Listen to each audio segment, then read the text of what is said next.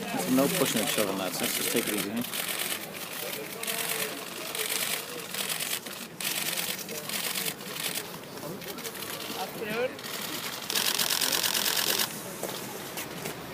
Good afternoon. Well, first of all, I just want to announce that the Fianna Fáil Parliamentary Party has accepted unanimously the application of Colm Keaveney TD to join the Parliamentary Party. Unanimously agreed, and he's been warmly welcomed into the party. From the Fianna Fáil Parliamentary Party's perspective, we believe that Colm Keaveney will add value to the party. He is a serious politician, and in particular he will be given responsibility for the area of special needs, all aspects of special needs, embracing education, health, employment and mental health, and will be charged with producing a blueprint in terms of the whole special needs area in advance of the next general election. Colm, I think, has demonstrated his commitment to policies and to ideas, and he believes he can make his best contribution in terms of the people he represents in East Galway and nationally by joining the Fianna Fáil Party and pursuing issues and ideas through that medium. Thank you, Micheál. It's a great honour, and thank you very much for turning out in such good numbers today.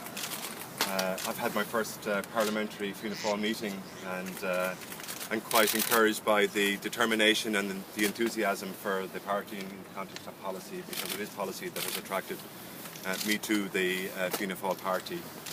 It is a great honour to have got to this position, and I'm delighted that Micheál has shown faith in the process to date. For me, Fianna Fáil is a party that has learned from the mistakes of the past, and I'm delighted to have witnessed and been involved in a process where I've seen a renewal in Fianna Fáil, particularly at a grassroots level, that encourages me to suggest that my value system will be welcome in Fianna Fáil. I was elected in what they say was the democratic revolution in February of 2011, and I'm delighted that Fianna Fáil have afforded me an opportunity to represent those people who I said I would represent in Dáil Éireann. I was lonely in independence. I don't believe independence works in politics, and I have gravitated towards Fianna Fáil because I believe that they are the party of fairness in this Parliament. It is an honour to have been unanimously accepted by the Parliamentary Party, and I look forward to working with Micheál under his leadership and with his team.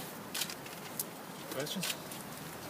Colm, you've been very critical of Fianna Fáil in the past, so what's changed your mind now? Over the course of the last number of months, it has become patently clear to me that Fianna Fáil has changed. It is clear that the party itself, under the leadership of Micheál Martin, has learned from the past, and it has encouraged me because I've always admired and gravitated towards their policies, particularly in the area of health. I'm delighted that Micheál Martin has chosen a role for me in terms of the front bench in the areas that I feel passionate about. I was elected to represent people in society who are not in a position to protect themselves. Today is International Mental Health Day, and it is a great honour to be given a role in that area because I feel passionate about that.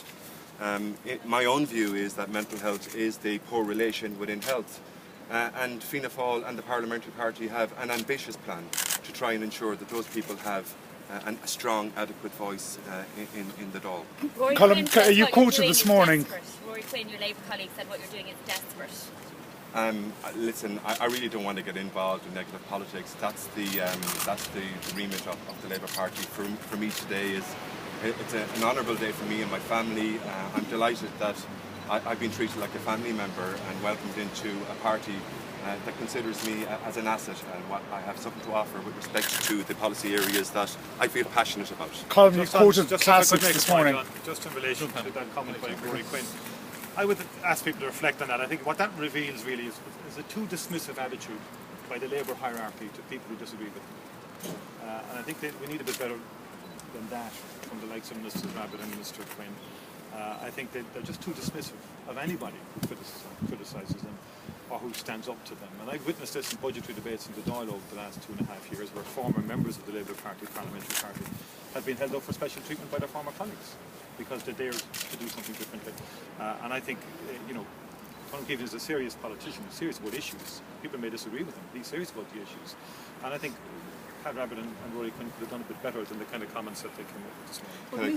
Can I just say that I've come from a parliamentary meeting where discussion, debate is encouraged and that policy is encouraged in terms of exchange. And I'm quite encouraged by what I've seen so far with respect to how the leadership of Fianna Fáil encourages open discussion within the parliamentary party. But Micheál Martin, aren't you just a little bit nervous taking on Colm Keaveney, given his track record for speaking out in the past, whenever he wanted to? Absolutely not. I'm not nervous about that at all. We live in a democracy. We should be encouraging people to articulate their views and positions on issues much more in our society, I would argue. So I take a different view to the one that you expressed. I'm not nervous about that in any shape or form, and I think from our point of view as a party we're in a phase of renewal, right? We're broadening out too, with people joining the party at all levels, with many people coming forward in a local electoral context to contest local electoral seats for us. So in our stage of renewal, it's not about being cautious, it's about really opening up and broadening out the party to people who may not have been members in the past, people who may be joining politics for the first time. We genuinely want them to join us, and that's our job, to try and reach out to people across the country in that regard. So we're not nervous about Colm Keaveney joining the party. But what about those hard-working Fianna Fáil members in Galway East who've been slaving for years for the local party organisation? How concerned are you about upsetting them by taking Colm? Well, obviously, and I've been to Galway East, you know, and it's a great organisation. It's one of our strongest organisations in the country in terms of members, numbers of members, and in terms of their level of engagement at party level, and indeed in terms of organisation and campaigning and so on like that.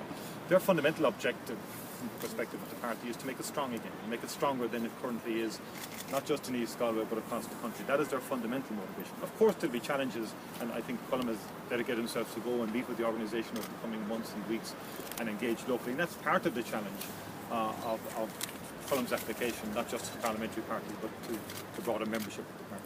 Colm, you're quoting the classics this morning, saying that fortune favours the brave, but this, by anyone's ruling, is a spectacular U-turn for you to go into Fianna Fáil. I'll give you another classical quotation. Maybe your fortune's fool and nobody will take you seriously after this huge U-turn. No, I have a very strong track record of being serious on policy, and it's very clear that that Fianna Fáil haven't engaged in the type of reckless commentary or narrative that has emerged by the government parties over the last couple of weeks. I'm sure you're all familiar with the emergence of the type of auction politics that has got this trouble into this country into trouble in the past. I'm proud to be associated and welcomed into a family, a party that hasn't engaged in reckless politics. You know, I have a strong track record in standing up for what I believe is right. I was elected on a mandate prior to the last general election. I stood in the doors of vulnerable people who, when I looked into their families, needed strong representation in East Galway. It's very clear to me that the only political party in this country that wants to highlight and protect people in society who simply cannot protect themselves is Fianna Fáil. Colm, you were toying with the idea or your general election. What's your plan? The general election is many years away. My immediate plan is to continue the work that I've commenced in East Galway with the local organisation. I had some great discussions there last night with the party organisation, and I continue to, over the course of the next number of weeks, is to fulfil a commitment and a process of meeting with the delegates and with party activists on the ground. What about Europe? I would not be running for the European elections. Colm, you've spoken about your mandate, Yeah. but those people who gave you a mandate were voting for a Labour candidate. Now they turn out they have a Fianna Fáil TD. Yes.